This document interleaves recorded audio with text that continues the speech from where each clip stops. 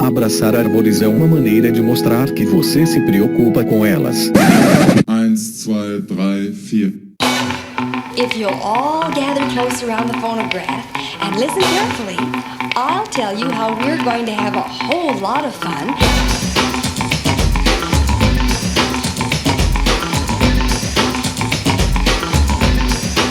Howdy! Aqui é Fernando Lima e este é o Desabraçando Árvores, um bate-papo sem firulas sobre ecologia e conservação, a vida, o universo e tudo mais. E eu estou aqui direto de Atibaia, São Paulo, e comigo não está ninguém. É isso, sou só eu. Os meus asseclas estão pelo mundo. Foram semanas extremamente intensas de trabalho para todos nós. E hoje, pessoal, eu sei que nós prometemos que no episódio 25 seria um episódio temático, aí abordando questões relacionadas à caça. Nós temos estudado bastante, entramos em contato com vários profissionais, inclusive vamos trazer aí referências no país sobre o tema, mas não conseguimos fechar toda a pauta para vocês em tempo para esse episódio e fica para algum outro episódio. Eu não vou falar o número para não gerar nenhuma expectativa, mas fiquem tranquilos que nós vamos abordar este tema. Este é um episódio bem atípico, porque, como vocês sabem, nós vínhamos anunciando aí nos últimos episódios a minha participação no 10º Congresso de Mastozoologia, ou seja, um congresso onde a galera que trabalha com mamíferos, Masto, são estudos relacionados a mamíferos, bichos de pelo bonitinhos, fofinhos, fofofauna, que todo mundo gosta, oncinha pintada, zebrinha listrada, coelhinho peludo. Então, a grande nata da galera que estuda mamíferos se reuniu em Águas de Lindóia de 9 a 13 de setembro e eu estava lá com os meus amigos Renata Muilaert, Rodrigo Medellín, lenda da conservação aí no México e no mundo, a Roberta Bonaldo do Natural History Brasil, o Marco Melo, professor Marco Melo aí, referência no blog Sobrevivendo na Ciência, e a Milene Alves Eigenher, que é a nossa amiga lá do Ecoetial, @Ecoetial, sigam lá. E nós nos juntamos e levamos ao congresso um simpósio chamado Comunicação Científica e Impacto. E além disso, a gente gerou um monte de conteúdo legal, trocamos ideia com vários ouvintes, respondemos dúvidas, interagimos com a galera e eu gravei horas e horas e horas de conteúdo. E este episódio vem trazendo uma grande parte desse conteúdo. Excepcionalmente, nós zoamos totalmente o formato. Hoje nós vamos lançar a primeira parte desse conteúdo sensacional que a gente gerou no congresso. Dia 29, no próximo domingo, nós lançamos episódios quinzenais, mas no dia 29, no próximo domingo, nós vamos lançar a segunda parte desse material sobre as questões que a gente discutiu lá de comunicação científica. Conversamos com referências top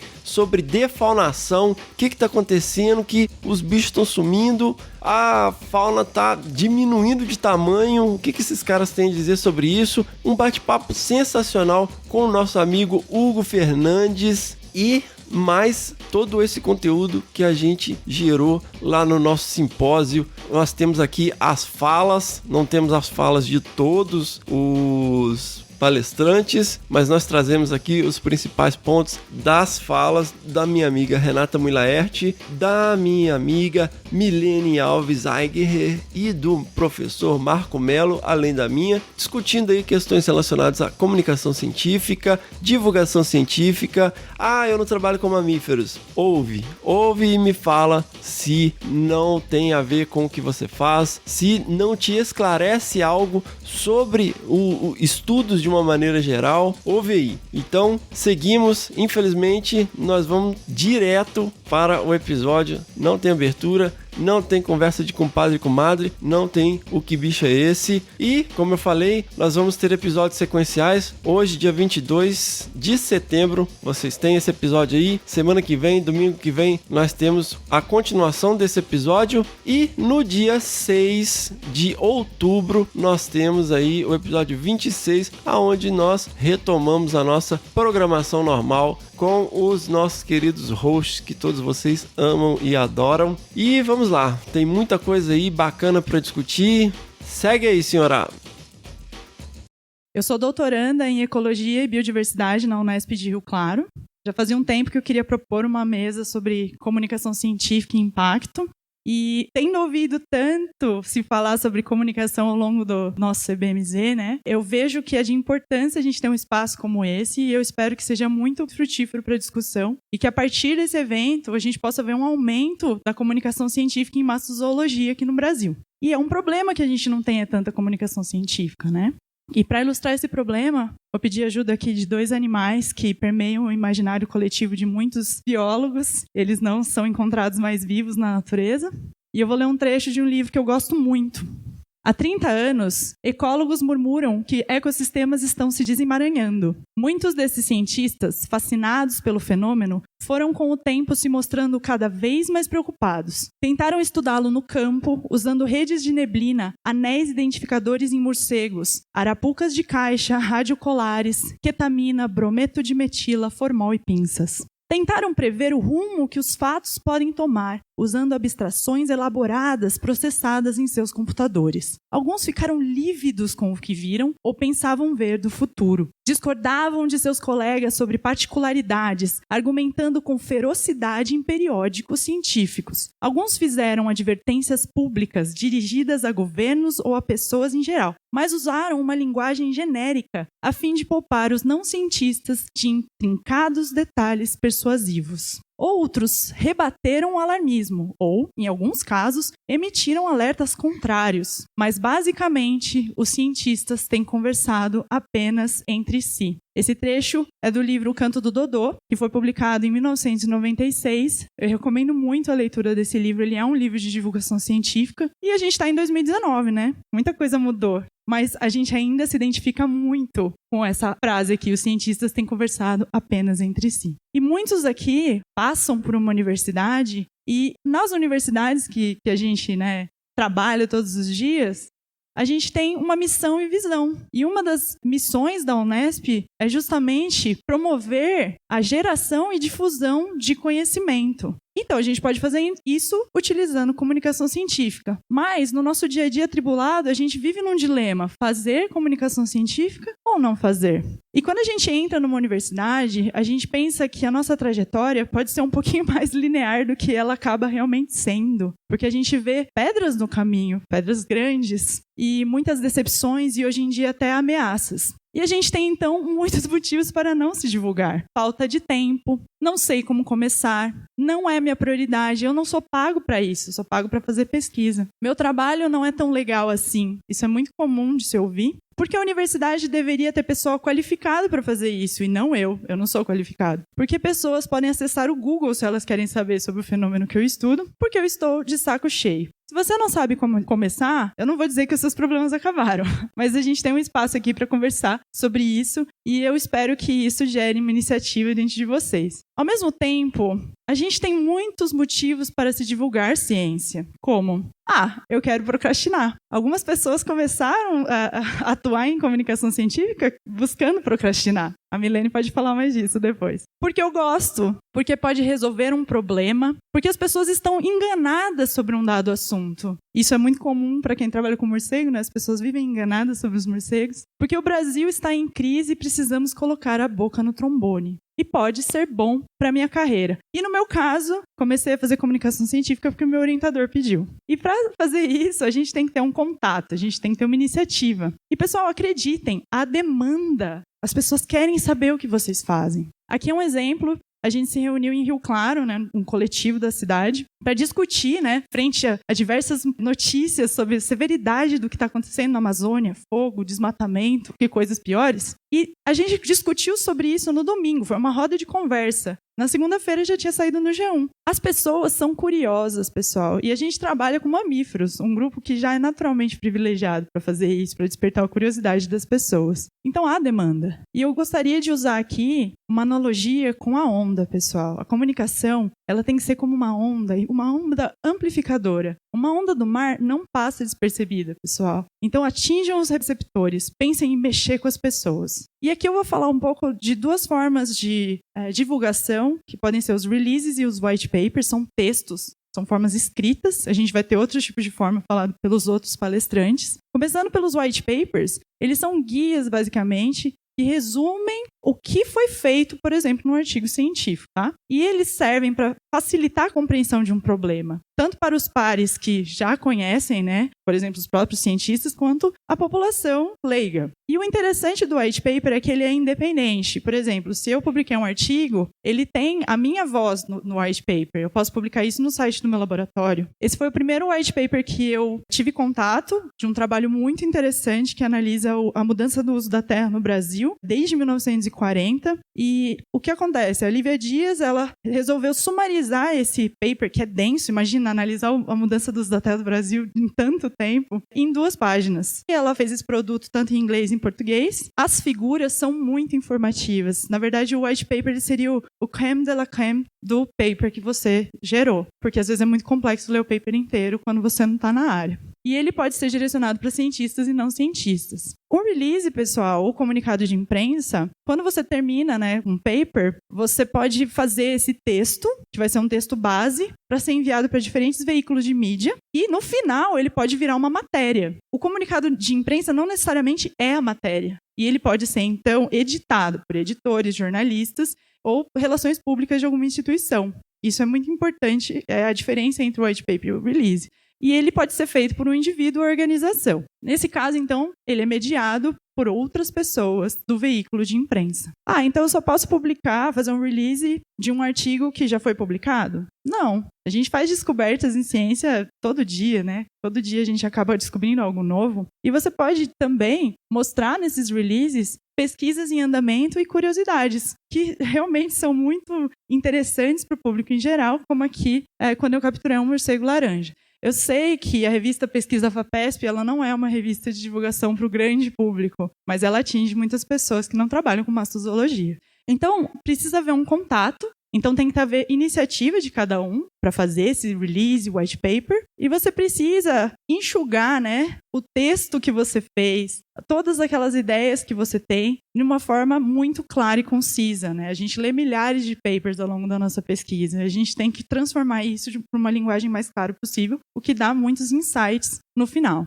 Existem alguns poréns quando você vai fazer um release, um press release. Um deles é a embargo policy. Algumas revistas, como as revistas do grupo Public Library of Science, eles têm essa política de embargo. Então, você só pode fazer esses press releases depois que o artigo estiver online, mas não approved, quando ele estiver simplesmente online, publicado. Então, fiquem ligados quando vocês publicarem artigos. Vejam se a revista tem política de embargo. Além disso, existe competição. Quando a gente fala de jornalismo ambiental, a gente tem algumas mídias expoentes, como o site Mongabay. Eu já tentei publicar releases sobre o meu trabalho no Mongabay 2 vezes e tomei reject. Não rolou porque tinha outros artigos que eram mais interessantes, de acordo com eles. Entretanto, você sempre pode ter algumas mídias menores, como o tabloide de Ourinhos, ou revistas mais regionais, que você pode começar fazendo os comunicados por elas. Depois que o release sai, a gente fica muito feliz. A gente fica muito contente, né? Nossa, fiz comunicação científica. E aí? Algumas coisas acontecem após a divulgação.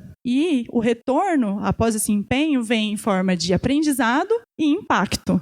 O aprendizado é justamente, a gente acaba tendo insights, né, fazendo comunicação científica, e também a gente atinge diferentes setores, crianças, pessoas mais velhas, comunidades. Vou dar um exemplo, pessoal, de uma coisa muito interessante que aconteceu com a Paula, do Profissão Ecóloga. Ela tem um canal de divulgação dessa profissão. Ela começou a divulgar os resultados do doutorado dela, buscando o jornalzinho da USP de Ribeirão.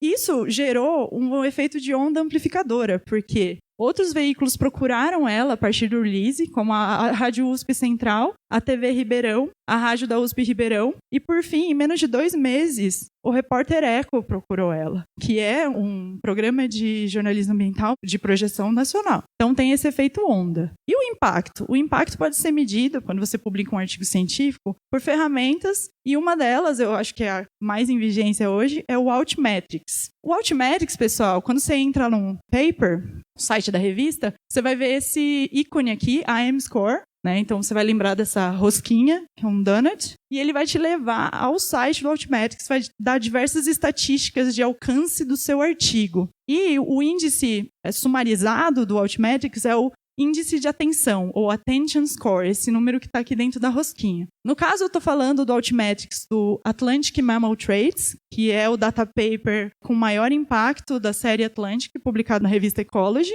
E ele te dá também algumas demografias, como quem está usando o seu paper ou acessando de diversos países.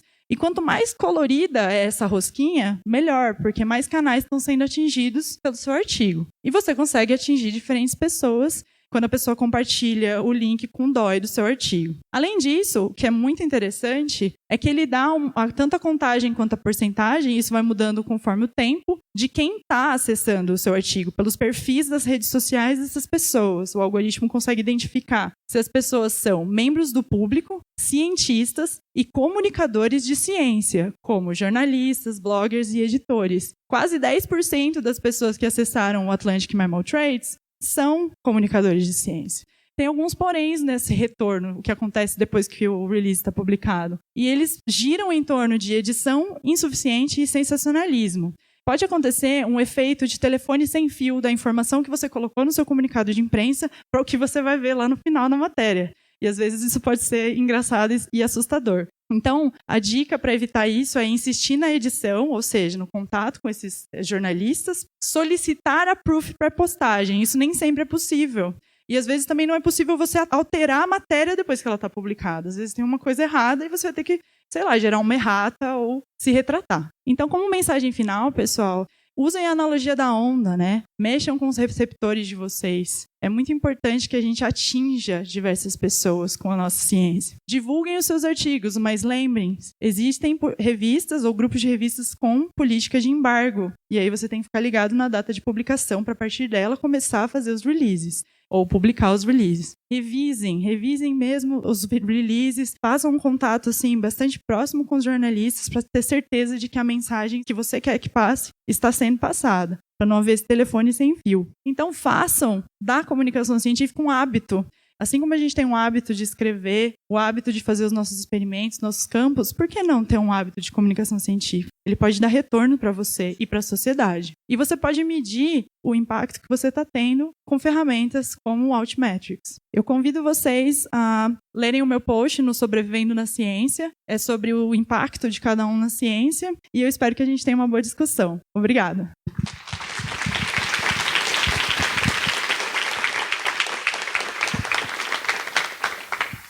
Alguma pergunta?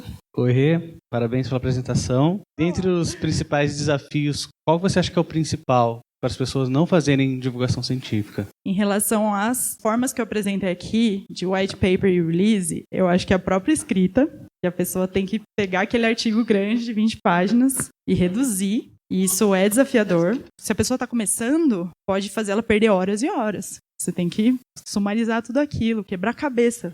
Dói a cabeça. E um outro desafio é saber aonde que eu vou colocar isso, com quem que eu falo. Às vezes a pessoa não é conectada. E tem aí a timidez também, e a gente pode discutir sobre isso. Mas eu acho que esses dois são os principais. Oi, Renata. Oi, Henrico. Você menciona a tentativa de solicitar para o jornalista para ter acesso ao pré-proof antes da publicação. A minha experiência mostra que vários jornalistas veem isso como algo muito ofensivo. Sim. Vários deles acham que é uma forma de censura, uma forma de tentar mexer no texto deles, uma forma de interferir no trabalho deles. Então essa solicitação, ela tem que ser muito cuidadosa, pelo menos na minha experiência, a maior parte das vezes ela tem um efeito contrário. Tipo, olha, você não está confiando no que eu faço, ou você está com receio de que eu vou escrever alguma coisa errada, ou então, olha, eu não permito que outras pessoas interfiram no meu texto. Então essa é uma solicitação que tem uma linha muito tênue entre o que é uma boa relação com o jornalista, mas o que o jornalista vê como uma interferência no trabalho dele.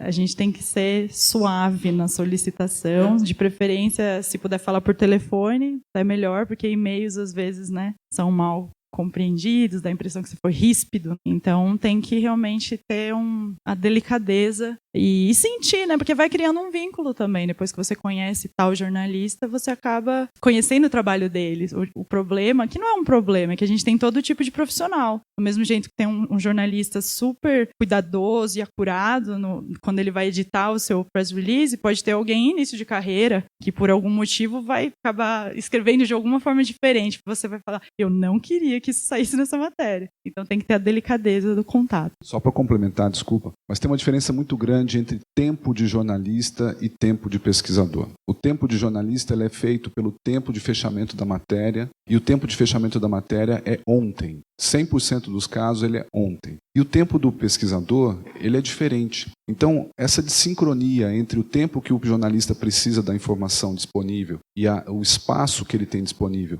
e o que a gente gostaria que fosse publicado, também frequentemente causa uma série de decepções em relação para o lado do pesquisador. Ah, mas, poxa, eu falei tanto, ele só publicou isso. Ou, nossa, ele não deu a ênfase no ponto que eu gostaria de dar. Então, essa relação também é bem interessante para a gente entender melhor. Quando você entende isso, você começa a moldar a mensagem que você quer passar, o comprimento dessa mensagem, direcionar para os pontos que são realmente os pontos mais importantes da sua pesquisa. Muito bem pontuado, e por isso a gente tem que ter esse feeling. Se o assunto é muito controverso, será que eu quero mesmo escrever um press release ou será que será um white paper no site do meu laboratório ou no meu Facebook seria melhor?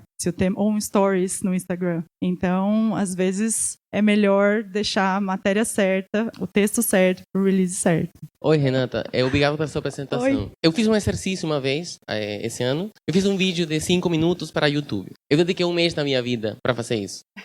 Muitas pessoas falam, por que você está dedicando um mês da sua vida para fazer uma coisa que não é seu trabalho, ao invés de dedicar esse mês para fazer sua tese? Como você lida com esse tipo com esse trade-off, né? Entre do que muitas pessoas dentro do mundo da ciência falam, que você deveria fazer com o seu tempo, e o que de verdade você está fazendo, né? Tem a paixão que move a gente a fazer essas coisas, né? É ficar um mês editando um vídeo. O perfeccionismo, que é muito recorrente em cientistas. E eu acho que é gerenciamento de tempo, né? Você tinha um mês. Você decidiu usar o seu tempo fazendo isso. Em outras ocasiões pode ser que você não tenha mais esse mês, mas vai do gerenciamento de tempo de cada um. Acho que é um grande desafio. A gente pode falar um pouco de gerenciamento de tempo para o pessoal que participa muito das redes sociais aqui. E no meu caso, eu tento estabelecer conforme os papers vão saindo, não, então agora é o momento do release. Mesmo porque quando você ganha um aceite, ou quando o seu paper sai online, você fica tão feliz que você não quer trabalhar. Falar, hoje eu mereço uma folga, meu paper foi aceito, foi publicado na revista. Então o que você vai fazer? Você vai fazer um press release. Obrigado, Renata. Obrigada, pessoal. Dando continuidade, gostaria de convidar aqui o Fernando Lima para dar continuidade à nossa manhã. Howdy. Eu vou falar de uma forma que eu venho trabalhando com comunicação científica, que é basicamente contando histórias. Vou falar de contação de histórias, vou falar de storytelling. E o que algumas pessoas que ouvem o nosso trabalho chamaram de... vocês apresentam a dimensão humana da pesquisa. Essa criança aqui sou eu, no final da década de 70, com os meus avós, numa vila no interior de Minas Gerais, chamada Carangola. E nessa época devia, ter a população que está nesse auditório. O meu avô... Não vem ao caso o nome dele, então eu vou chamar ele de Sr. Waldorf. Vovô Waldorf. Vovô Waldorf era adepto de uma pedagogia mais rústica, mais tradicional, talvez primitiva, como dar porrada na gente se a gente acendesse a luz do banheiro durante o dia. E também nós não podíamos assistir TV em momento nenhum, na verdade. A TV só podia ser ligada na hora do Jornal Nacional. A gente assistia o jornal, desligava a TV. A pedagogia de vovô Waldorf, apesar de muito truculenta, teve um efeito colateral muito interessante, que foi a minha avó contando histórias para mim e para os meus primos nesse banquinho de paralelepípedo que o vovô Waldorf fez a gente construir. Meu pai também entrou nessa vibe, ele morava em Belo Horizonte, ele vinha de vez em quando e tal, e ele me contava também histórias. Então minha avó me contava várias histórias da nossa família, da infância dela na Serra do Caparaó, quando ela ia buscar a cabrita no Pico da Bandeira, e nem era parque ainda.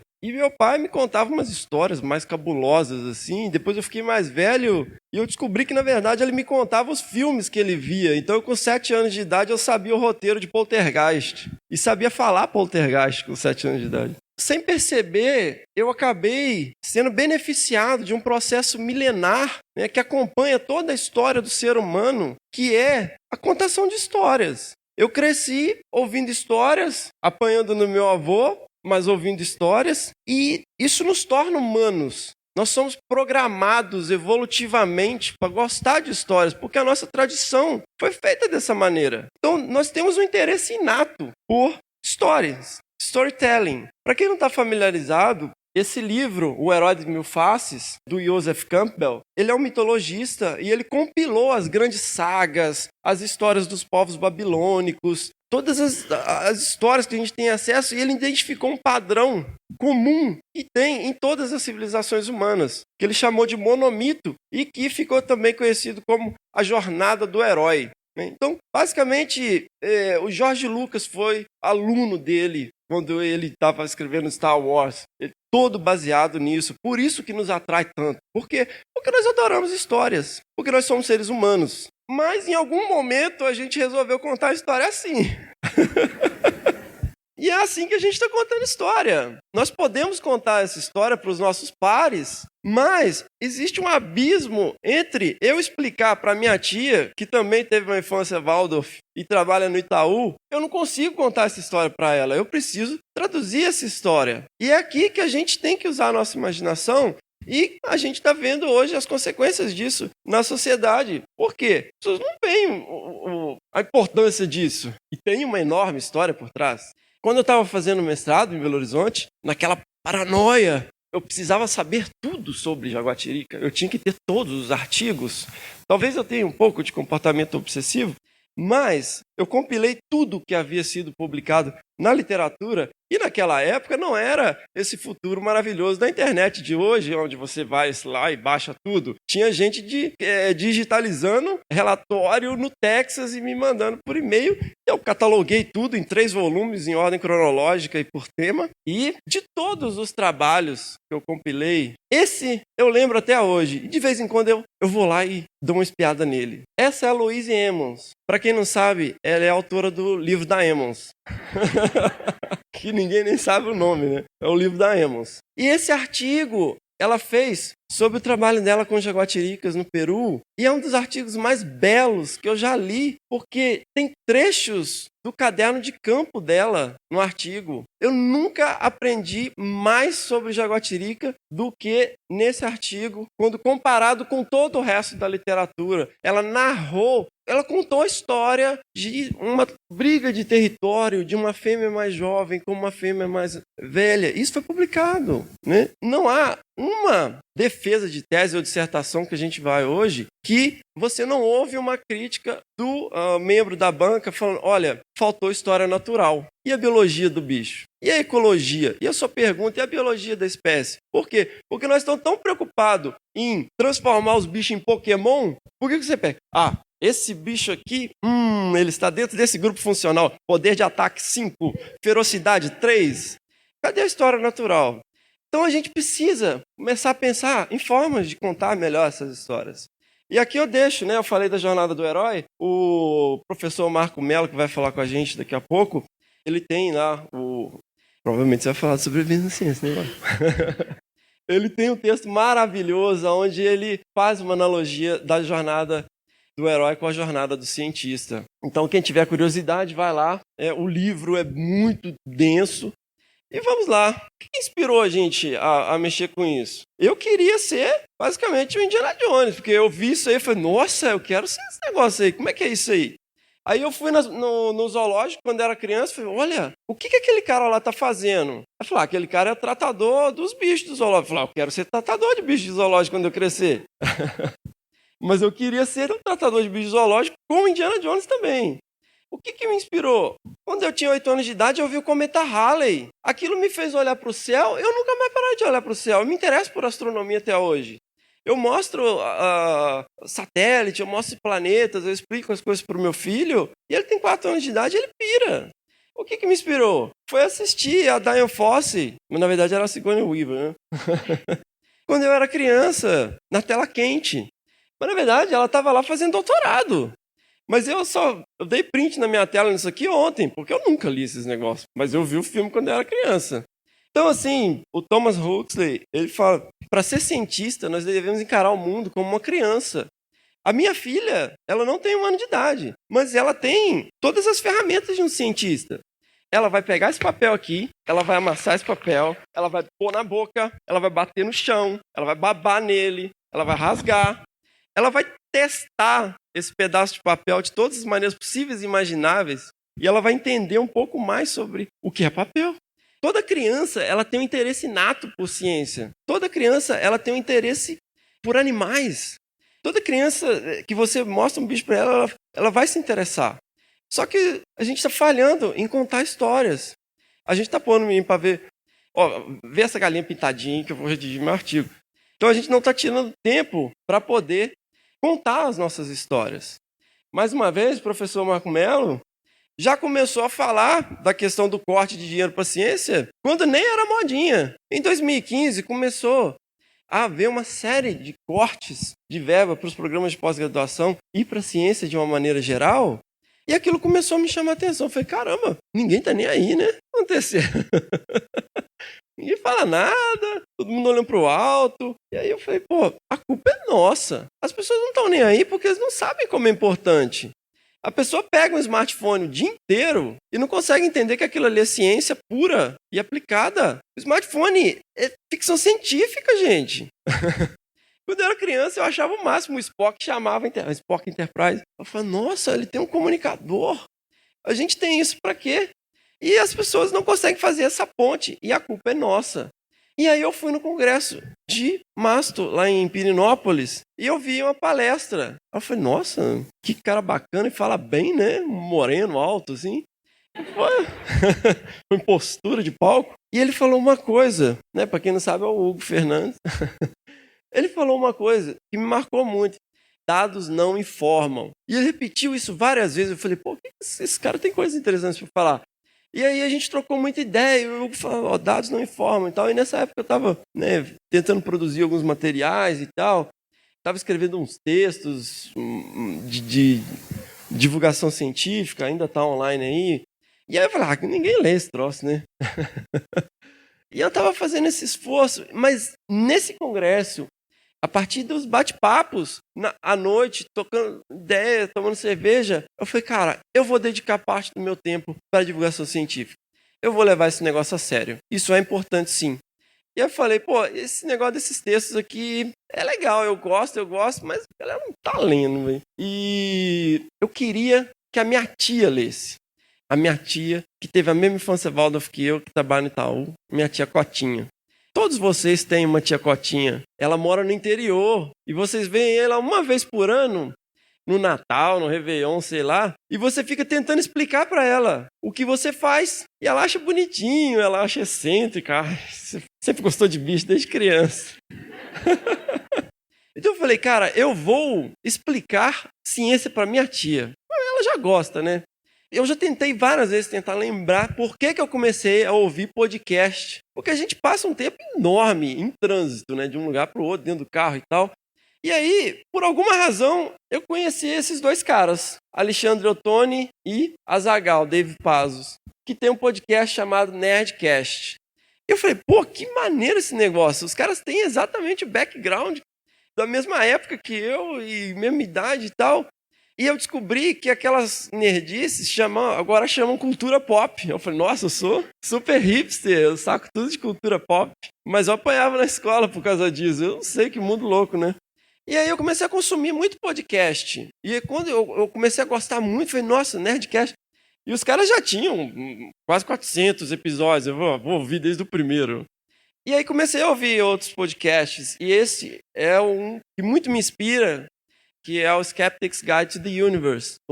Agora eles lançaram um livro, né, muito na linha do Carl Sagan. Incrível, sou muito fã. Eles são tipo, um dos caras que estão na linha de frente em relação ao ceticismo científico, frente a várias questões malucas que estão surgindo aqui e nos Estados Unidos estão, assim, virando tudo pelo avesso. E a melhor forma de explicar o que é isso é um programa de rádio on demand. Você baixa e ouve a hora que você quer. E comecei a consumir absurdamente. Voltando do congresso, eu falei, pô, podia ter um podcast numa linguagem mais bacana, com cultura pop, como o Nerdcast, mais embasado em ciência, igual Skeptic's Guide to the Universe. Pô, alguém podia fazer isso, né? Ia ser super legal se tivesse um podcast assim. Aí eu falei, pô, eu olhei pro lado, falei, sou eu, né? E aí eu achei outro dia essa prancheta, que quando eu voltei do congresso, eu comecei a escrever, pô, então, se eu fizesse um podcast, como seria? Como que a gente faria e tal? Comecei a rabiscar. E ele ia se chamar, na verdade, Concast. Aquele negócio, olhei pro lado, olhei pro outro, pô, eu tenho um monte de problema de dicção. Minha voz é igual de adolescente, fala grosso, fala fino, fala mais fino do que grosso. Tem um sotaque horroroso. Eu ia para as reuniões lá na Argentina, era horrível, ninguém entendia o que eu falava lá, Mário, desculpa. Porque lá em Minas a gente come o fim das palavras e tal. Eu falei, mas não tem ninguém fazendo, eu vou fazer. E aí eu ia chamar Concast. Falei, vou fazer o podcast sobre conservação. Mas já existia um Concast. E aí eu falei, pô, eu vou fazer então um Desabraçando Árvores. E aí a gente montou essa mídia. E aí eu chamei alguns amigos. Chamei vários amigos, na verdade, mas os meus amigos da universidade estavam todos muito ocupados. E aí, o Rogério Cunha de Paula, eu encontrei um dia com ele na sorveteria, e falei, pô, Rogério, eu tô com ideia aí, não, vamos fazer um negócio. Ele, vamos aí. Fabiano Mello, meu grande mentor, desde que eu era criança praticamente, Miriam Perilli, minha cara metade, a jornalista Paula Piscin. E nós temos essa missão, comunicar ciência e conservação com humor e contação de histórias, apresentando a dimensão humana da pesquisa. A nossa pegada é mostrar quem são os cientistas, nesse caso na área de ecologia e conservação. Por quê? Quando você pergunta quem que é cientista, para qualquer pessoa, é uma pessoa descabelada com um jaleco branco e um rato de laboratório no bolso e tudo sai no outro. Isso que é cientista.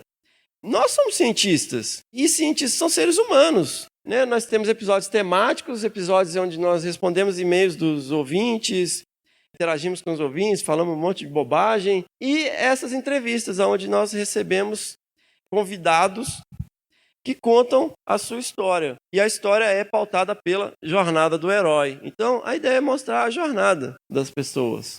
Você pega uma pessoa, sei lá, Suzana Pádua, uma pessoa com história riquíssima, uma pioneira na educação ambiental. Ela largou uma vida extremamente confortável, era designer da Globo, foi morar numa cabana em Teodoro Sampaio para acompanhar o Cláudio Pádua, que deu a louca e resolveu estudar mico-leão preto. Esse menino Zeziel, ele é monitor do programa de monitoramento participativo da biodiversidade na Flona Jamari. Esse menino raspava caçamba de caminhão de mineração. Ele fez o curso de vigia, sem dinheiro para comer, e foi lá, fez o curso, virou vigia da Flona, fez o curso de monitor, está estudando para poder fazer biologia. Então, Fernanda Abra, todo mundo conhece. Quem não conhece Fernanda Abra agora? A Fernanda Abra, pô, dormia no sofá da casa da tia fazendo mestrado, sabe? Seres humanos. Pô, Rogério, galã de novela. Né? Então, assim, o que nos torna humanos. A Miriam teve filhos durante o final do doutorado, sabe? E esse é um lado que a gente não conta, artigo não conta essas coisas. E nós, gente, temos, assim, uma responsabilidade maior. Essas pessoas são ícones, estão aqui. Desde que eu estava na graduação. Eleonore, Chiarello, Denissana, Arnaud, Flávio Miranda, Cati Ferraz, o Mário, tá aqui, o Paulo Galete, o Barbante, que, cara, o cara pula de helicóptero para capturar os bichos. Você quer coisa mais Indiana Jones do que isso? Pô, Marcelo, humildão, aposto que ele vai ficar, você colocou minha foto lá. Mas, cara, aqui só para citar algumas pessoas, quem nunca ouviu falar de Renato Pardini, o Silvio, Patrícia Médici, o Ricardo. Gente, eu te garanto que os alunos de graduação estão aqui ávidos. Não é para tirar selfie com vocês e postar em rede social, é para ouvir as experiências. Eu vou usar um exemplo que todo mundo conhece. Todo mundo conhece o Peter Crouch, né? Peter Crouch é um arroz de festa, todo mundo já ouviu falar e tal, não sei o quê. uma boa referência. Você senta com o Peter, você quer ouvir falar do artigo que ele publicou em 1990 e bolinha com Howard Kigley? Não, você quer ouvir de quando ele caiu lá com ultraleve. Você quer ouvir histórias. Então, assim, eu convido a todos, nós trabalhamos com mamíferos, gente. Você fala assim, vou fazer uma campanha de captura. Vou fazer que seja uma campanha de captura de roedor, campanha de captura de morcego.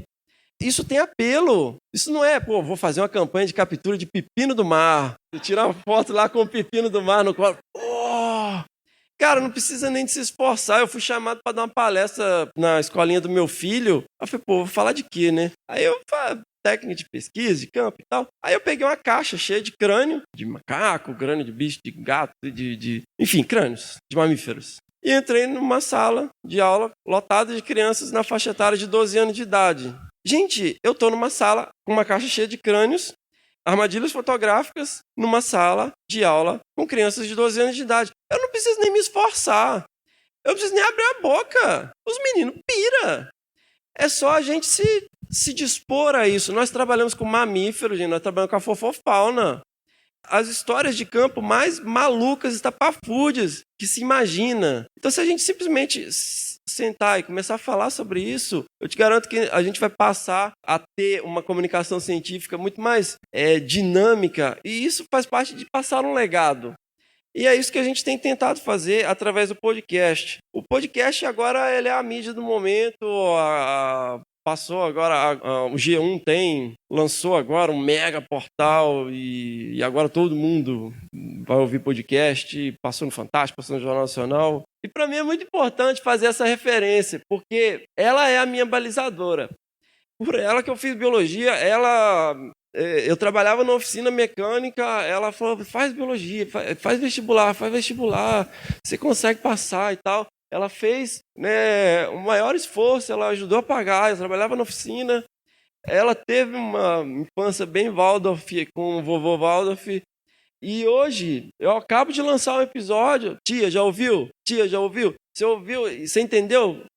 Você assimilou o que a gente está falando? Ela, eu achei muito técnico. Pauta, minha tia achou muito técnico. Vamos melhorar a linguagem. Então, tentem explicar o trabalho de vocês para as suas tias Cotinhas. E eu agradeço de coração a minha tia Cotinha, e é por ela e por causa dela que eu estou aqui em cima hoje falando. Nós estamos disponíveis aí em todos os agregadores de podcast, Spotify, internet. O que tiver podcast, o Desabraçando Árvores está lá. E é isso aí. Estudo de caso sobre storytelling. Obrigado.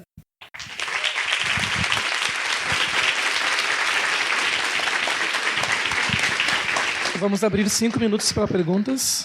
Peço que sejam breves. Parabéns pela palestra, pela proposta do simpósio. Eu comunico para profissionais de saúde e storytelling tem sido muito promissor para explicar o ciclo de transmissão do vírus da raiva, por exemplo. Mas uma coisa que eu percebi com os agentes de saúde é que boa parte deles, durante o processo, não se viam como personagens dessa história. Se viam muito como espectadores, por mais que estivessem envolvidos num processo técnico de vigilância desse ciclo, né?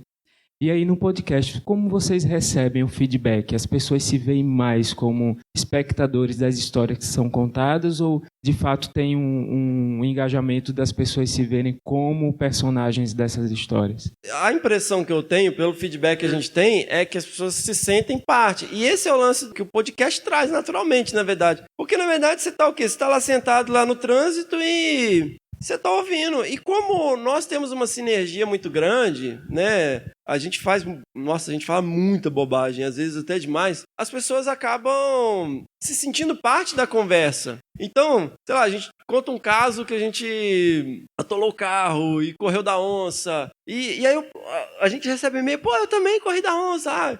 Uma vez eu vi uma onça. O meu primo viu uma onça. Porque o podcast cria esse intimismo, porque você está ouvindo e é como se você fosse parte daquilo. Por isso que eu citei o Nerdcast. Porque a gente fala como a gente fala normalmente no dia a dia, a gente não precisa mudar o jeito que a gente fala, gente. A gente pode falar de uma maneira mais solta. A gente pode de conversar sem formalizar, porque até é feio. Você vê quando a pessoa que não está habituada a dar entrevista, aí vem o repórter veja bem, porque quando o lobo passeia pela floresta, nós vamos... Ninguém fala assim. Então, no podcast tem muito isso, e as pessoas acabam se sentindo parte do negócio. E é estranho, às vezes, porque às vezes eu encontro com a pessoa vem, e aí, como se fosse uma brother, né? E eu digo, cara, nunca te vi, velho. Mas tudo bem.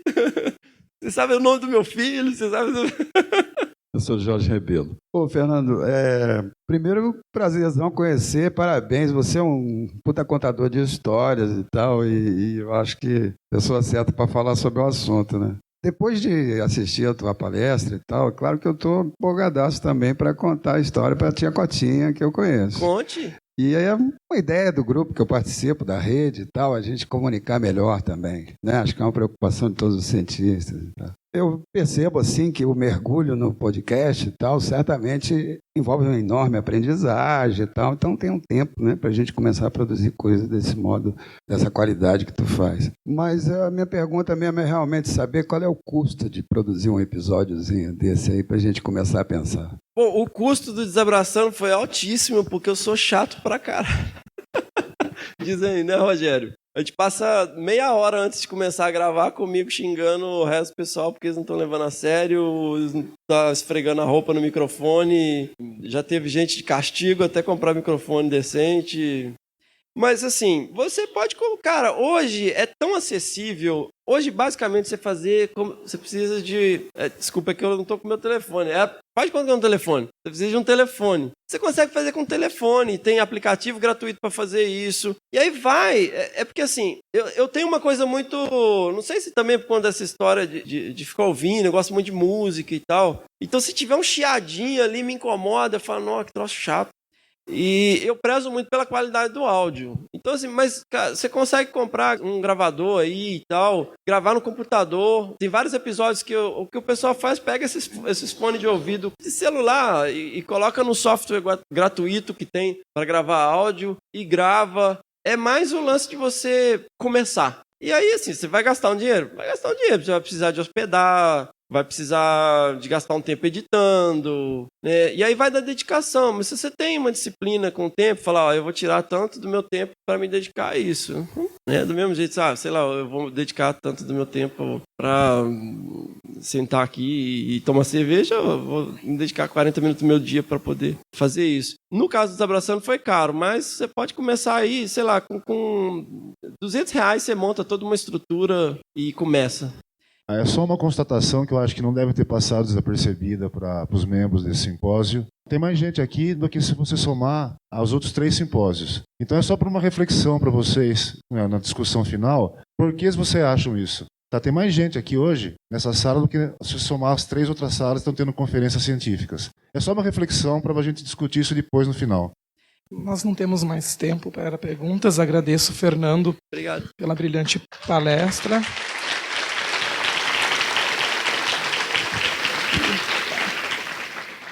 Agora vou passar a palavra ao professor Marco Mello.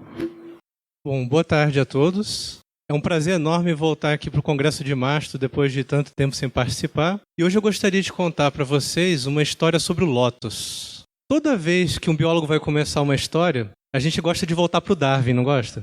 É um clichê isso na biologia. É possível traçar um paralelo entre qualquer assunto que a gente trabalha e alguma frase lá na origem das espécies. Só que eu vou dar uma dica para vocês. Se vocês quiserem impressionar o público um pouco mais, voltem para Aristóteles. Gente, tem um livro de um discípulo do Aristóteles, o Teofrasto, do século III a.C., em que ele já falava de polinização. Só que agora eu vou pedir truco. Eu quero voltar 2.600 anos com vocês, para antes da Antiguidade Clássica, para falar sobre o Sermão do Lótus. Esse foi um sermão proferido pelo Shakyamuni Buda para os discípulos dele. Um dia, o Buda resolveu reunir a turma dele para falar sobre o Dharma, a doutrina budista. Só que assim que estava todo mundo pronto para a palestra do Buda, ele não falava nada, ele não se mexia e ele não engajava ninguém. O pessoal começou a ficar incomodado com aquela situação, pensando, poxa, será que é para eu falar? Será que é para eu me mexer? Será que eu devo tocar o Buda? E de repente ele pegou uma flor de lótus e ele mostrou diretamente essa flor de lótus para um discípulo, o Mahakashapa. Foi Dharma instantâneo. Ele atingiu a iluminação exatamente naquele momento. E aí vocês podem me perguntar, poxa, chegar ao Nirvana é tão fácil assim? Será que basta olhar para uma flor? Não é esse o ponto, gente. Mahakashapa tinha anos de prática, de meditação, de doação e de sacrifício. Olhar para aquela flor de lótus era só o último empurrãozinho que faltava para ele atingir o Nirvana. Foi uma comunicação muito eficiente e baseada em uma imagem direta. O Buda sabia com quem ele queria falar, o que ele queria falar, quando ele queria falar. Ele encontrou a imagem que falou direto ao coração do discípulo dele. Esse é um desafio que a gente enfrenta o tempo todo na comunicação científica. Não apenas a comunicação técnica com os nossos pares, mas também a comunicação com o público, com a sociedade. Quando eu era criança, eu gostava muito já de divulgação científica, porque eu cresci lendo essas revistas, vendo documentário da natureza. E o meu primeiro contato, então, com divulgação foi ainda na graduação, lá na gloriosa Universidade do Brasil, conhecida como UFRJ também. E já na graduação, dando práticas de campo e piscinguaba de morcegos, eu comecei a tentar descobrir como falar sobre morcegos para os meus próprios colegas. Só que a vida da gente não é feita só de trabalho. Quando eu entrei na graduação, eu criei ali uma panelinha na minha rede social, que eram os morcególogos. E muitos deles aqui, entre nós hoje também. Só que eu queria falar de morcegos para a galera do colégio.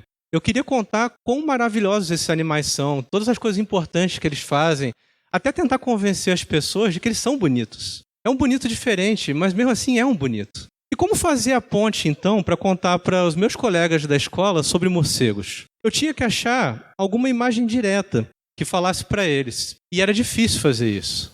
Eu comecei a experimentar, então, escrever. A palavra escrita sempre foi a minha zona de conforto. E aqui eu dou uma dica para vocês. Se vocês estiverem interessados em comunicação científica, divulgação científica, não pensem em seguir qual é o meio que está na moda naquele momento. Pensem, acima de tudo, em qual é a zona de conforto de vocês, se é a palavra escrita, a palavra falada, o vídeo ou o meio que for. Holograma, Jedi, o que vocês preferirem. Escrevendo textos, então, para jornais e revistas e colaborando com repórteres, eu comecei a entender melhor como é que eu poderia fazer imagens diretas. E depois tentei aplicar esse conhecimento para o site, para a Casa dos Morcegos. É um site que eu criei ainda na graduação, e esse ano ele faz 20 anos ininterruptos no ar. E como é que eram as imagens diretas que eu tentei buscar na Casa dos Morcegos nesses anos? Basicamente, eu entendi que se eu quisesse convencer as pessoas sobre a importância de morcegos, eu tinha que falar de serviços ambientais que eles prestam. Aí as pessoas conseguiam se engajar melhor com essa história também. Além de falar que eles são fofinhos, têm pelos, são quentinhos também. Só que depois do site, muitos anos depois, na verdade,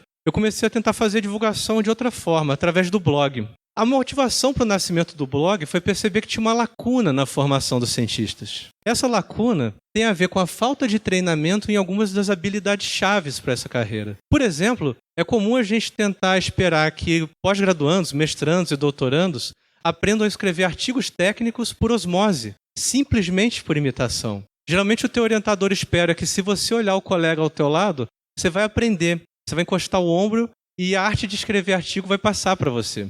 Isso acontece com várias habilidades-chave e isso me incomodava. Eu achava que a gente primeiro deveria dar um treinamento formal para as pessoas e depois colocá-las na prática, no aprendizado horizontal também. Eu comecei a escrever manuais para a primeira geração de alunos do laboratório sobre essas habilidades-chave, lá em 2007 ainda. O que acontece é que alguns amigos em 2012 sugeriram que eu transformasse esses manuais em um blog, botar na internet. Foi o que eu fiz. E as imagens diretas que eu comecei a buscar nesse blog eram imagens diretas relacionadas às habilidades que você precisa para se tornar um cientista profissional. Então eu mudei de foco nesse ponto. E o blog acabou tendo muito mais repercussão do que a gente imaginava. A gente está indo para 4 milhões de visitas, de 1.000 a 1.500 visitas por dia, pessoas do mundo todo visitando, inclusive de países que não falam português, uma razão sexual de 1 para 1, mais ou menos, entre os leitores do blog.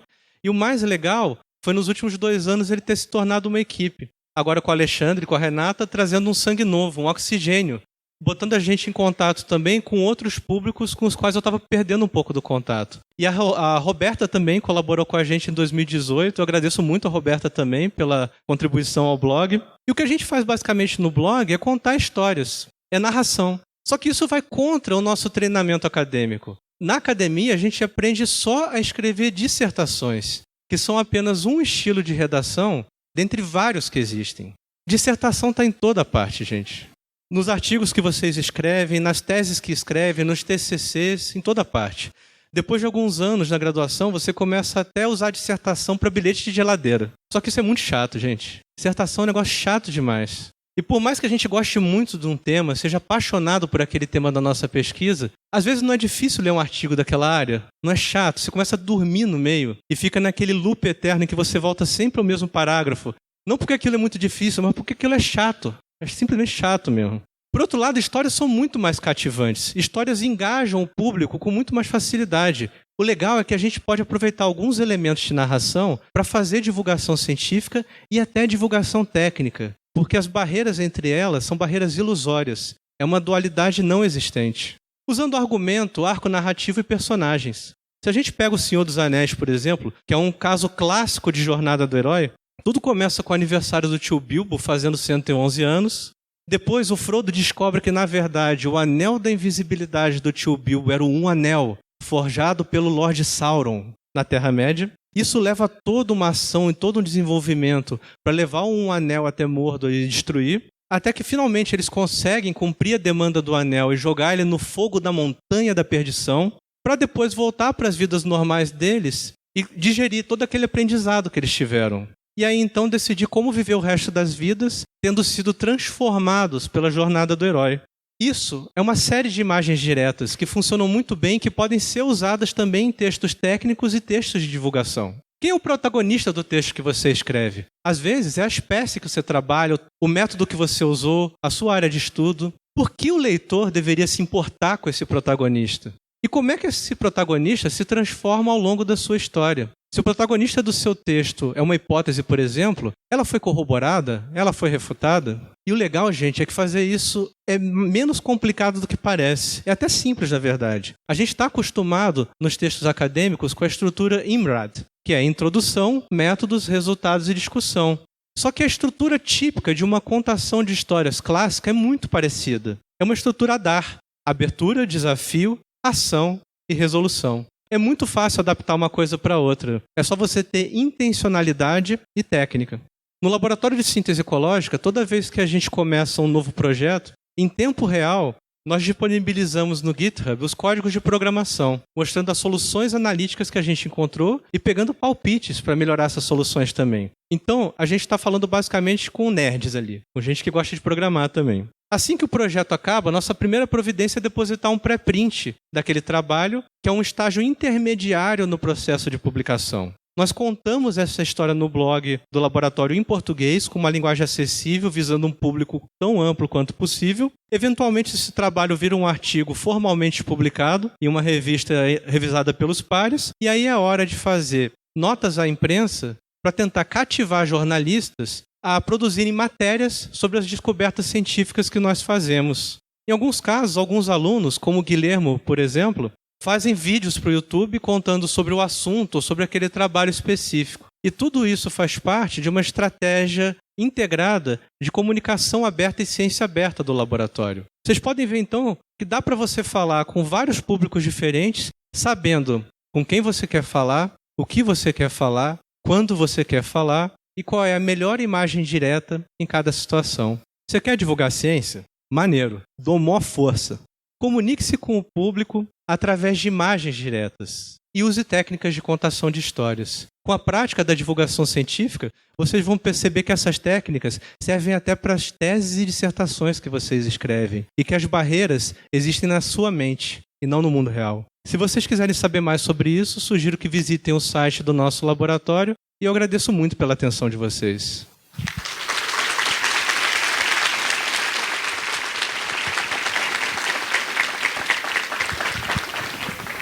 Muito obrigada, Marco. A gente tem um tempo para perguntas. Oi, Marco. Minha pergunta tem relação com o que a Renata falou na primeira palestra também. Eu achei muito interessante isso de tentar, depois de publicar o artigo, fazer notas na imprensa e tudo. Eu fiquei curiosa como que vocês fazem isso, qual é a estratégia? Vocês fazem aquele resumo que a Renata falou e encaminham para jornalistas? Vocês já têm contatos com jornalistas? Como começou e quais são as estratégias que vocês usam? Ô Marília, muito obrigado pela pergunta. E basicamente a gente usa a estratégia Galete. É um filósofo espanhol muito famoso. Ele está aqui entre nós? Não está, né? Mas o Mauro Galete lá da Unesp, ele ensinou para a gente uns macetes de fazer notas à imprensa. Inclusive, ele escreveu lá no nosso blog um guia sobre como escrever uma nota à imprensa. E aí tem algumas dicas básicas. Mas, no fundo, o que é? É você resumir muito a essência daquela descoberta ou daquela mensagem que você quer passar. De preferência, produzir um infográfico muito legal que ajude a contar aquela história. A nota à imprensa que você manda para um jornalista, para uma assessoria de imprensa da universidade, não é a matéria que vai sair. Aquilo serve para cativar o jornalista e convencer o jornalista a gastar o tempo dele fazendo a matéria sobre o seu trabalho, digerindo naquelas informações. E a nota à imprensa é essencial porque ela diminui também a chance de informações serem propagadas de forma errada.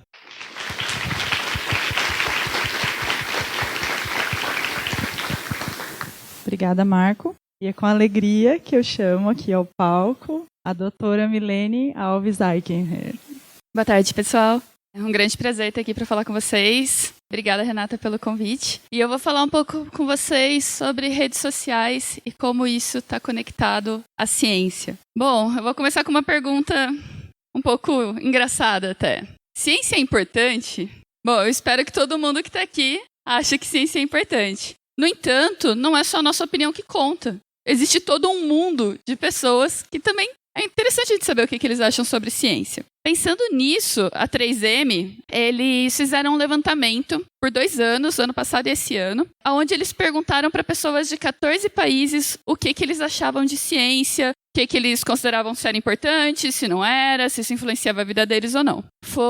Os países em roxo são países considerados em desenvolvimento, países azul, países desenvolvidos, e foi no mínimo 1.000 pessoas por país.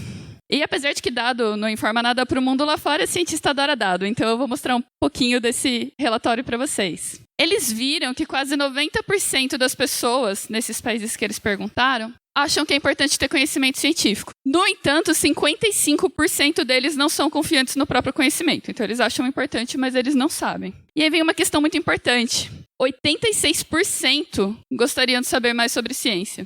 Isso é um número muito grande, é muito impactante. No entanto, quando perguntaram para eles sobre percepções sobre cientistas, né? Eles falaram, não, 80% acha que cientista é a fonte certa para saber sobre ciência, apesar de que algumas pessoas preferem grupos de WhatsApp. 37% acham que cientistas são gênios. Estão se achando agora, né? Mas 58% acham que cientistas são elitistas. Agora, eu quero que vocês se perguntem a si mesmos se vocês se consideram gênios e elitistas. E aí vem 2 dados que eu acho muito interessantes. 72% são curiosos sobre ciência. Eles são curiosos, eles querem saber mais. Eles não querem necessariamente trabalhar com ciência, mas eles são curiosos. Só que 88% acredita que ciência precisa de uma linguagem mais fácil. É muita gente. E eu tenho que concordar com eles. Um paper que eu acho super interessante, com autores que trabalham com ecologia do movimento, que eu acho fantásticos. Para mim é muito interessante, que eu trabalho com mico-leão dourado e é sobre comportamento de primatas e tal, mas o título desse paper é um título que eu tive que ler umas 5 vezes. Interaction Location Outweighs the Competitive Advantage of Numerical Superiority in Sebus Cappuccinos Intergroup Contests. Tipo, eu fiquei entediada lendo esse título. E eu gosto do assunto. Como diria o Fernando, se a tia Cotinha quisesse saber mais sobre comportamento de primatas, porque ela é curiosa, lembra? A pessoa é curiosa sobre ciência. E ela fosse pesquisar e encontrasse esse artigo, vocês acham que ela ia se sentir à vontade? Tipo, nossa, vou ler. Provavelmente não, né? Enquanto isso, num universo não tão paralelo assim, 70% dos brasileiros estão na internet. 66% dos brasileiros estão em alguma rede social. E 61% acessam redes sociais com o celular. Ou seja, eles estão sempre com acesso à rede social em algum momento do dia. E um dado muito impressionante, em média, o brasileiro passa 3 horas e 43 minutos por dia em redes sociais. É muita coisa. E aí tá esse povo lá, né, no WhatsApp, trocando ideia. E vocês acham que eles estão falando sobre Interaction Location Outweighs the Competitive Advantage of Numerical Superiority in Sebus Cappuccinos Intergroup Contests? Provavelmente não. Mas provavelmente eles estão recebendo conteúdos como poucas universidades têm pesquisa e dessas poucas a grande parte está na iniciativa privada. Eles também estão recebendo conteúdos como os dados sobre desmatamento na Amazônia são interpretações sensacionalistas criadas para conseguir doação de ONG internacional. Sabe outra coisa que eles também estão recebendo?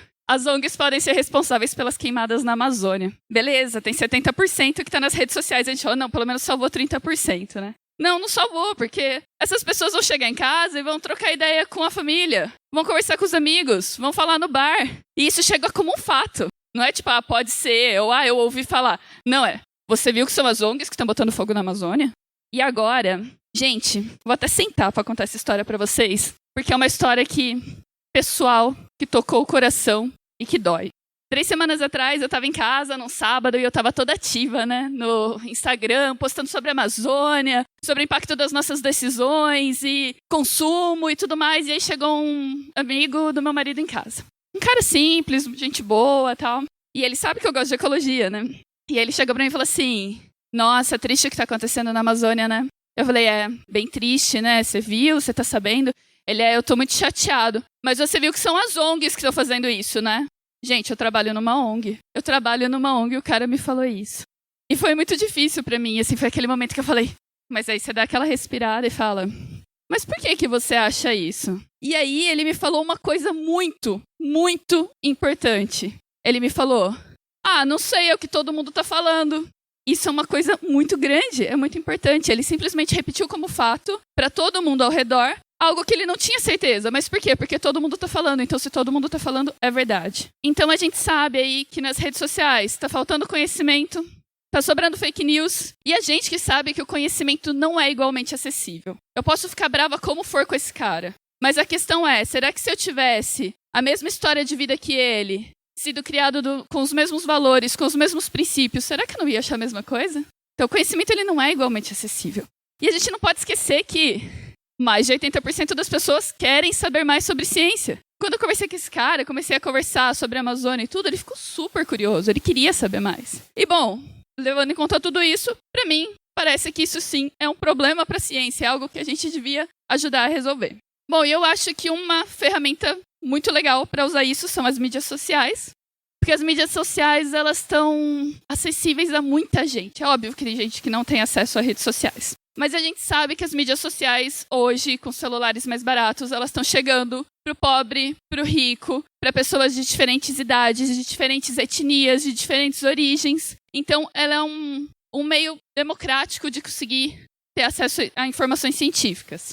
E não adianta também se chegar lá, né, e jogar. Esse aqui é um paper do meu grupo, que eu estou trabalhando agora. E, poxa, eu podia chegar lá pro meu público e falar, vamos falar sobre Special Response to Linear Infrastructure by the Endangered Golden Lion Tamarin. Mas, provavelmente, eu ia perder eles ali lá pela segunda palavra. Então, o que eu fiz? Postei uma fotinha de mico, né?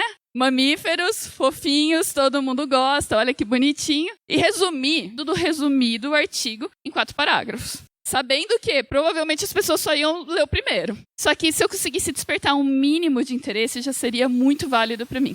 E foi muito legal, foi um dos posts que gerou muito engajamento, o pessoal comentando, compartilhando, trocando ideia. As redes sociais também são um jeito da gente se mostrar para o público. Porque é isso que outras pessoas já falaram. Muitas vezes, quando o pessoal pensa num cientista, ele pensa num homem hétero branco.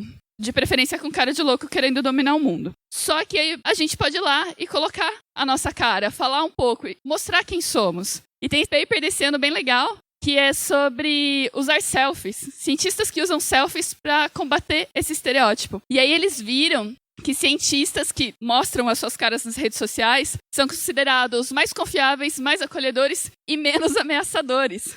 Essa expressão é muito engraçada. E uma coisa importante é que, para o público geral, um cientista que põe a sua cara lá, que tira selfie no laboratório, ele é tão competente como qualquer outro cientista. E uma coisa muito importante é que, através do uso de selfies, eles consideraram que a ciência pode ser inclusiva.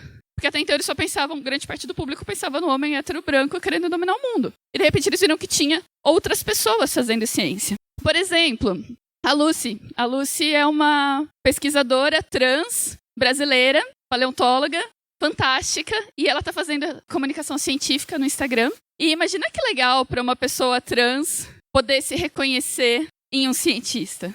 Você percebe que você também pode. A representatividade importa. Por exemplo, a Desiree Elite, que é uma pesquisadora americana que trabalha com pesquisas em saúde. Ela é uma pesquisadora mulher, negra, e ela tem todo esse visual, né, vaidosa e tal. E isso é muito legal, porque existem vários relatos de meninas, adolescentes, que falam assim, eu não quero me envolver com ciência, porque a galera que trabalha com ciência é muito feio. A galera é muito esquisita. E aí você olha uma mulher dessa e você fala, nossa, cientistas podem ser bonitas. Isso é muito legal para uma criança negra poder se reconhecer em um cientista. Também o Robert, que é o nome dele no Instagram é Modified Scientist. Ele é todo modificado, ele é metaleiro, ele tem alargador, é cheio de tatuagem. Ele tá fazendo uma divulgação linda, ele trabalha com paralisia cerebral. E ele também fala muito sobre répteis, porque ele gosta muito do assunto. Imagina que legal pra um guri adolescente ou pra uma guria que gosta de metal e não sei o quê, e ela pensa que cientista tem que estar engomadinho, usando camisa social e jaleco, e de repente se reconhecer. As redes sociais, elas permitem essa conexão entre vários pontos, entre pessoas trabalhando com interesses em comuns em diversas partes do mundo. Então, por exemplo, ontem eu estava conversando com um menino dos Estados Unidos sobre como fazer networking em congresso. Justamente porque é uma coisa que eu tenho um pouco de dificuldade, não parece, mas eu sou tímida. As redes sociais, então, elas são uma chance da gente botar a cara a tapa, se mostrar pro mundo, passar a nossa mensagem, não ficar, ninguém tá dando bola pra minha pesquisa. Não, vai lá, divulga, sabe? Usa a rede social, coloca isso pra fora. E é isso que todo mundo falou, mamíferos têm alto índice de fofulência, a gente já tem uma vantagem gigante. A gente trabalha com bichos fofos. E o pessoal adora ler ou ouvir falar sobre mamífero. É um negócio que sempre bomba em rede social. Uma das principais mensagens é que a gente tem que colocar a nossa mensagem pra fora, falar pro público, colocar isso, soltar sua voz pro mundo, sabe? Só reforçando, é importante, quando você usa rede social, ter uma linguagem fácil e rápida. Não use jargão, não use termo técnico. Pensa na tia Cotinha do Fernando, como que ela entenderia o seu post. A gente não pode esquecer de ser respeitoso. Ontem mesmo eu estava conversando com o Marco sobre comunicação não violenta. É muito importante a gente levar em conta, que nem quando o cara me falou, são as ONGs que estão botando fogo. Levar em conta que o cara não tem o mesmo background, não teve as mesmas oportunidades e não tem o mesmo conhecimento que você. Seja respeitoso, não esquece que a comunicação a gente também tem que ouvir. E a gente tem que tomar cuidado com o backfire effect, que é o que a gente poderia chamar de, dar um tiro no pé.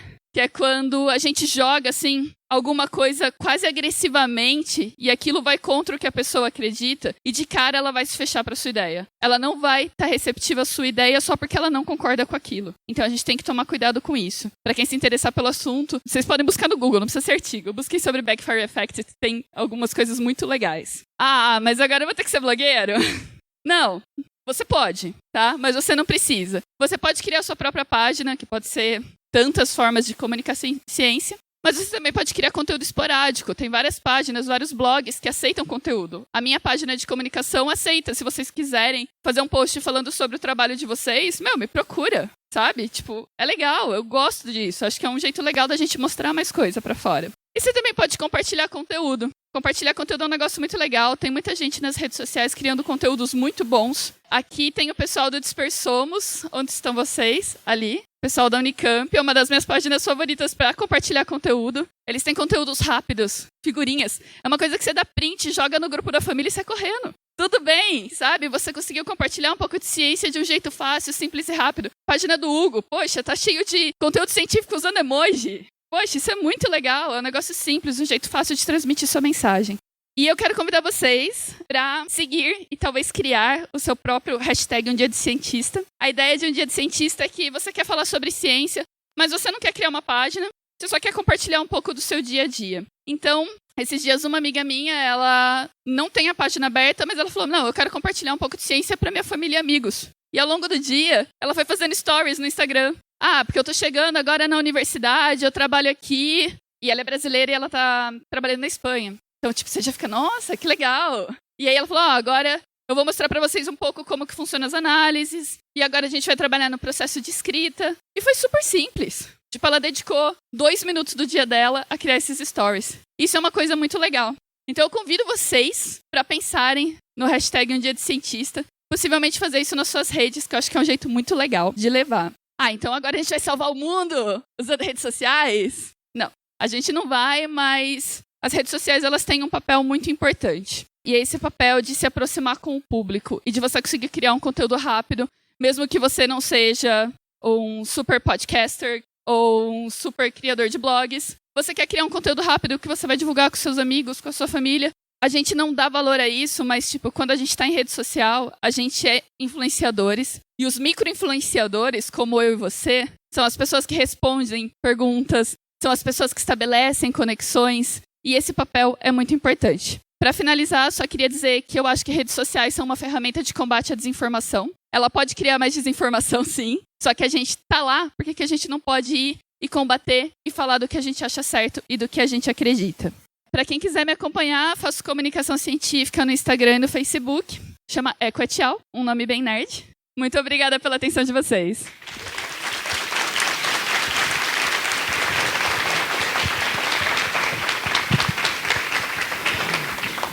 Muito obrigada, Mi. Como a gente quer ter o máximo de tempo possível na mesa, a gente vai passar, e eu tenho certeza que tem várias perguntas para você, inclusive minhas. Eu vou convidar todos os palestrantes para subir à mesa, se juntar aqui para a gente começar a nossa roda de discussão. Quem quiser perguntar, pode erguer a mão, tá certo? Boa tarde, meu nome é William. E eu tenho várias perguntas, só que como tem muita pergunta também, eu vou tentar condensar elas em várias mini perguntinhas. A gente vive um contexto muito complicado hoje no Brasil. A direita assumiu o governo e com ela surgiu ou revelou um lado conservador muito forte aqui na nossa sociedade. E esse governo está tomando as atitudes que ele está tomando atualmente, a gente está vendo as consequências. E essa pessoa que se identifica com o governo, com a liderança atual, enfim... Eu percebi que na divulgação científica a gente tenta alcançar elas através da razão, postando links de artigo, resumindo em únicas frases a essência do artigo, para ela não ter o trabalho de clicar, ler o título. E as pessoas simplesmente ignoram, elas escolhem não aceitar e contestar aquilo. Porque o que eu tenho percebido é que elas erguem um muro de moral muito grande, que é uma moral alinhada com o governo. E essa moral ela vem da ignorância, né, a falta de conhecimento, do ódio ideológico a toda a esquerda, enfim, atual. Então, eu já passei muito tempo, perdi entre aspas, né, não sei se teve efeito ou não, tentando explicar essas pessoas, fazer uma divulgação científica, porque a conversa pessoalmente também é uma divulgação científica, os comentários numa página da BBC também é uma divulgação científica, e essas pessoas se mostram inacessíveis pela razão. Eu penso que a sensibilização pode ser a melhor maneira de alcançar elas, com cenas comoventes, alguma coisa assim.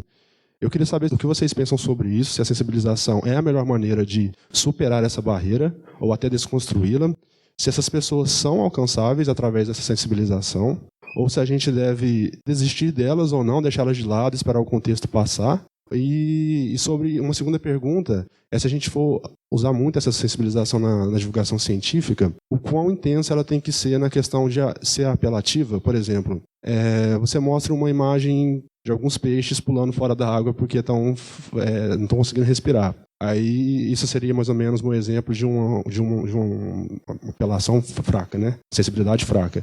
Aí você mostra uma imagem de uma onça um filhote de onça que foi todo cortado por uma colheitadeira numa lavoura de cana. O que eu percebi é que quando você usa sensibilidade muito fraca, as pessoas não se comovem muito, ou poucas pessoas se comovem, e quando você usa uma muito forte, você pode pesar muito a consciência das pessoas e fazer elas se sentirem mal, afastando ela de querer saber mais disso. Então, qual é a solução? Nesse contexto atual, a gente deve abordar um nível de sensibilidade mais fraco para não assustar essas pessoas ou um nível mais forte devido à urgência da destruição em curso? Então, as minhas duas perguntas são essas. Eu acho que a gente tem um problema que, a gente se cresce em muros de internet, né? E as pessoas entram na defensiva e é muito difícil de quebrar esses muros. Só que eu acho que a chave está na questão do que é comunicação, que é uma troca. Então é um pouco de ouvir, é um pouco de falar. Quando o cara fala um absurdo, você dá uma respirada e fala, não, mas espera aí. No entanto, vai ter gente que não vai te ouvir. Só que a minha experiência é que a maioria das pessoas quer te ouvir, entendeu? Não é todo mundo. Mas tem uma grande maioria, que é a galera que fala, tá todo mundo falando. Não é uma pessoa que necessariamente acredita nisso, mas tem tanta gente falando que isso é o correto, que eles começam a achar que isso é o correto e pronto. Sobre a questão da sensibilização, eu acho que a gente tem que tomar um pouco de cuidado. A gente tem que usar emoção sempre. É aquilo que o Hugo falou na palestra dele, e acho que várias pessoas falaram aqui. Dado não convence o público, quem gosta de dado é cientista. Então a gente tem que usar emoção, storytelling, engajamento para conectar com as pessoas. E a gente tem que tomar muito cuidado como a gente passa as mensagens, porque tem um artigo do Balmford, que é um cara super legal de conservação, que ele fala que quando você passa uma mensagem negativa, por exemplo, você posta uma foto de uma onça pintada toda estrupiada, a tendência é que as pessoas pensem, nossa, não tem mais jeito. Pra que eu vou lutar pela conservação de onça? Tá tudo morrendo? Você tem que falar sobre a estrupiação de onças. Só que com cuidado, com delicadeza, com sensibilidade. E a gente é cientista, a gente tem que se preocupar em passar dados reais, que é uma preocupação que muitas vezes o outro lado não tem. Só que eu acho que a gente tem que tomar muito cuidado como a gente passa essa mensagem para não deixar as pessoas mais desanimadas do que empolgadas. Eu acho que a primeira coisa... Primeiro que não é uma solução, né? Eu acho que ninguém aqui tem solução para isso, né? Tem? Mas acho que a primeira coisa é ouvir, cara. Ouvir. A primeira premissa é que, tipo, eles estão errados. Quem são eles? É a população. São as pessoas.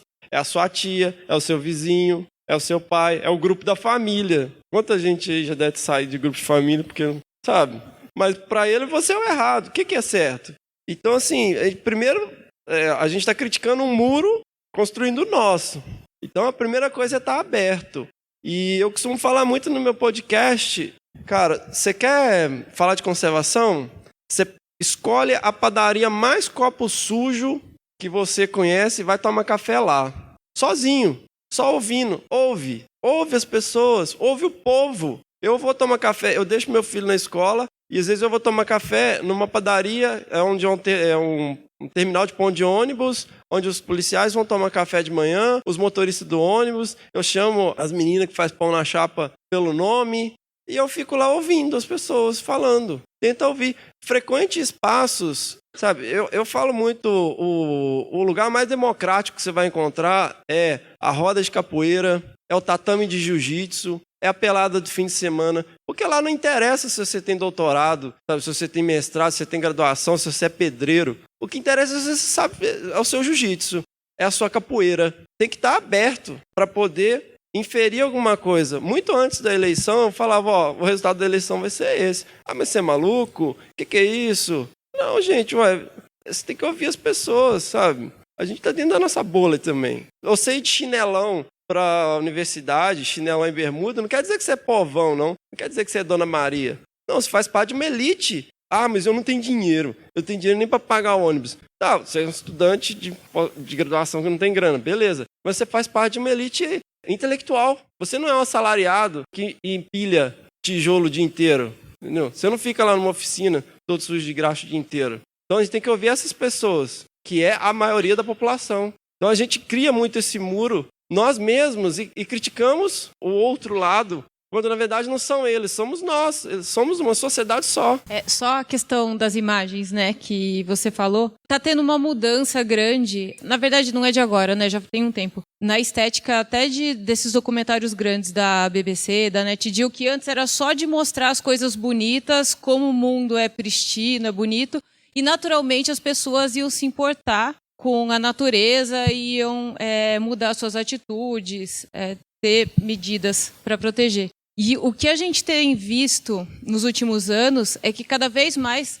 mostrar a problemática. Então, não sei se chegou a ver, né, o último Planet Earth, o Planeta Azul também, que eles estão mostrando a questão da poluição do plástico, que foi avassalador o efeito, né, do Planeta Azul 2, mas também de contaminação, de várias temáticas diferentes, o próprio aquecimento global. Então, assim, mostra-se, claro, não de uma forma que você tem uma audiência muito grande, então você tem que ter um cuidado, como a Mi falou, mas, assim, mostrar isso, colocar a problemática para as pessoas e também mostrar formas de resolver. Também não adianta ser só jogar, olha a porcaria que nós humanos estamos fazendo, né? Não, ok, mas a pessoa, ela vai ser tocada, ela vai querer ajudar. Então, isso tem sido cada vez mais usado em vídeos, em documentários.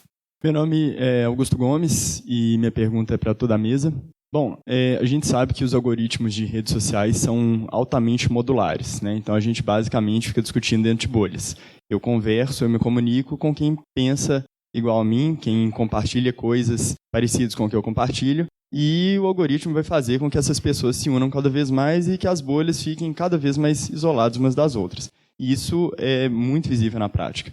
Eu já há alguns anos venho tentando me dedicar à divulgação científica também, através da fotografia, e eu vejo nitidamente que eu quase sempre atinjo quem já tem interesse no que eu estou divulgando, entende? Então, se eu estou falando de conservação, se eu estou tentando falar de biodiversidade, de ciência para as pessoas, o público que me segue e que curte as fotos que eu posto são exatamente as pessoas que já estão interessadas em conservação da biodiversidade. Então, minha pergunta é como atingir a outra bolha, como burlar o algoritmo das redes sociais para que a gente tenha uma difusão maior. Minha sugestão é a seguinte, para você fugir, furar as bolhas da internet, divulgue fora da internet. Não tenho nada a acrescentar.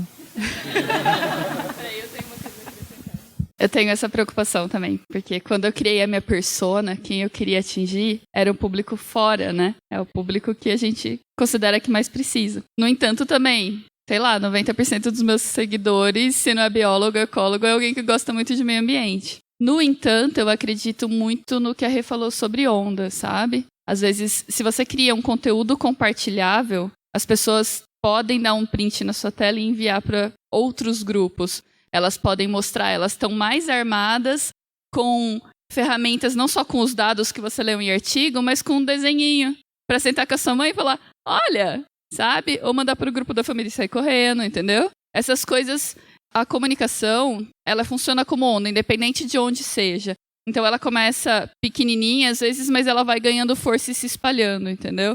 Talvez a gente não consiga atingir, nossa, todo o público que precisa, mas imagina se todo mundo fizesse um pouquinho, como a gente atingiria mais pessoas. Se todo mundo entrasse, por exemplo, na página que eu falei do Dispersomos, que cria conteúdos super bonitinhos, super printáveis, sabe? E todo mundo pegasse aqueles conteúdozinhos e jogasse para um grupo, ou mostrasse para a mãe, ou alguma coisa assim. Aos poucos a gente conseguiria atingir um público maior. É lógico que você não está desviando dos algoritmos e é muito difícil de desviar deles, mas já é um caminho. E só para complementar, não em relação ao que você compartilha nas redes sociais, mas nas nossas redes científicas, né? Ferramentas como o Altmetrics, elas podem permitir que você veja para onde que está indo. Você está furando a bolha, né? Se o objetivo é sair os cientistas só estão conversando entre eles, ir além, o Altmetrics permite a você checar se membros do grande público estão acessando o artigo científico com DOI, ou os comunicadores de ciência também, o que já é um grande sucesso, se você pensar bem. Eu gosto sempre de pensar o contrário. Não sei se é porque eu sou canhoto, mas eu gosto... Eu gosto sempre de fazer a pergunta reversa, porque é o seguinte, a gente fica pensando como eu vou criar meu canal, eu vou colocar minhas fotos, eu vou fazer um perfil, eu vou escrever... Se coloca no outro lado. O que você consome? Eu consumo muito podcast, então eu tento dar a direção dentro do que eu consumo. Eu vejo muita gente, às vezes, eu vou fazer um vídeo no YouTube, eu vou fazer um perfil no Instagram e não sei o quê, Você tem que se perguntar assim, o que eu sigo? Para entender o porquê que alguém te seguiria, ou porquê que alguém te ouviria. Você tem que se colocar sempre do outro lado. Eu estou querendo ser ouvido. Primeiro eu vou tentar ouvir. Eu quero fazer comunicação científica. Tá, mas o que eu consumo? Primeiro você se olha como consumidor e depois você tenta prover. Que muitas vezes a gente está querendo prover uma coisa que já existe. Então, muitas vezes é muito mais legal você somar do que dividir. Eu não consigo fazer as coisas de Instagram. Pô, o Hugo vai lá e faz um negócio. Eu fico, gente, como os caras fazem isso? Então, cada um tem o seu perfil. Então, eu acho que tem que tentar enxergar um pouco mais como consumidor, sabe? O que te atrai e tal. Por que você consumiria um conteúdo diferente da sua bolha? Você consome coisas fora da sua bolha? Você quer que as pessoas saiam da bolha delas e consumam o seu. Você consome? Eu acho que é legal pensar também o outro lado. Primeiro, eu tenho 3 partes. Primeiro, um comentário. Dados informam. É que estão dizendo, dados não informam. Hugo Fernandes Ferreira. Dados informam. Dados não convencem. Dados sozinhos, né? Mas eu sei, obviamente, que vocês sabem disso, mas o que eu sempre falo é, dados sozinhos não vão fazer com que as pessoas... Mesmo porque existe uma coisa muito séria hoje, que é a gente perdeu a baliza da verdade. Então, não, mas tal pessoa diz que as queimadas na Amazônia são naturais. E o cara é professor X. A gente é muito dependente do título, né? O professor doutor falou, então tá tudo certo. E porque a gente não ensinou para as pessoas como avaliar, inclusive, o que o professor doutor falou. Mas continua informando, né? Quando eu falo que 88% do índice de desmatamento cresceu em relação ao julho do ano passado, isso é um dado. Agora, a gente sensibilizar é outra coisa. Tem uma pergunta para todos na mesa, na verdade, é um assunto de um debate, que sempre me fazem e eu geralmente digo, essas variáveis são muito particulares, eu não posso responder como sendo uma receita de bolo para todo mundo, então é legal ter várias pessoas, inclusive os agradeço pelo excelente simpósio. A pergunta é, saúde mental. Como lidar com um mundo que não é o nosso, que é o mundo da comunicação científica, onde você tem discordâncias leves, discordâncias profundas, haters, ameaças, né, e várias outras coisas. Eu sempre digo, eu posso dar a minha resposta Mas essa resposta não pode ser uma receita de bolo. A gente está falando da cabeça das pessoas. Então, se vocês puderem compartilhar, seria muito interessante. E o terceiro ponto é, obrigado, Fernando, na verdade, assim. O Fernando diz assim, inspiração. Cara, eu falei para você há uns anos atrás, assim, isso, né, que dados não convencem, e falei que a gente precisa tirar o estigma do biólogo que abraça a árvore. Foram 2 informações e você transformou isso assim, definitivamente não põe a culpa em mim, entendeu? A culpa é sua, cara, assim. O que você está fazendo desabraçando árvores, assim, é surreal. E agora você deu, na moral, cara, uma das melhores palestras de divulgação científica que eu já vi na minha vida. Dos melhores storytellings que eu já vi na minha vida. Que eu nunca fiz.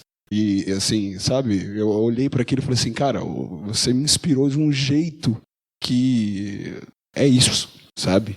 Então, o que eu penso é, nossa, se eu troquei 2 ideias contigo no Mumbai, você fez isso, imagino que vocês todos fizeram com o auditório lotado. Obrigado mesmo, de verdade. Respondeu o quê? Vou responder o quê?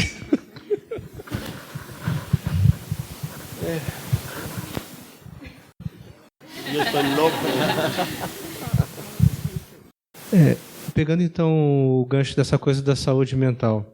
Eu acho que a primeira coisa, ter a saúde mental como uma coisa que deve ser cultivada, assim como a saúde corporal da gente. Assim como a gente deve praticar atividade física regularmente, com orientação, eu acredito que todo mundo deveria buscar alguma forma de treinamento emocional e treinamento mental também. Para algumas pessoas vai funcionar terapias de várias formas, psicólogos, psiquiatras, psicanalistas. Para outras pessoas, alguma arte vai ajudar. Para outras pessoas vai ser a religião que vai ajudar. Mas, independente de qual for o caminho de cada um, busquem uma forma de treinamento emocional. Isso é muito importante. A segunda coisa, com relação a quem vai se abrir na internet para fazer divulgação, estejam preparados para o ódio. O ódio não existe só na internet.